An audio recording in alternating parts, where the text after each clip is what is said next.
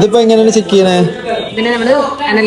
അപ്പൊ നമ്മളെ വള സ്വർണ്ണാണോ ചെമ്പാണോ എന്നുള്ളത് നോക്കാൻ നമ്മള് കെൻസ ഗോൾഡൻ ഡയമണ്ട്സ്ക്ക് പോവാണ്. അവിടെ പോയിട്ട് ചെക്ക് ചെയ്തിട്ട് കാര്യങ്ങൾ പറഞ്ഞുതരാം.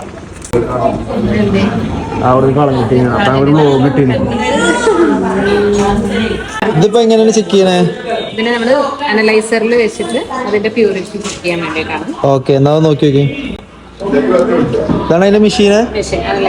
ഓക്കെ ഓക്കെ, സിസ്റ്റത്തിൽ അറിയില്ലേ? മാർക്കിംഗ് വരും അതില്. ഗോൾഡ് ആണ്. ഇപ്പൊ എങ്ങനെയല്ല അറിയാം അതിന്റെ പ്യൂരിറ്റി കാണിക്കും. ഓക്കെ,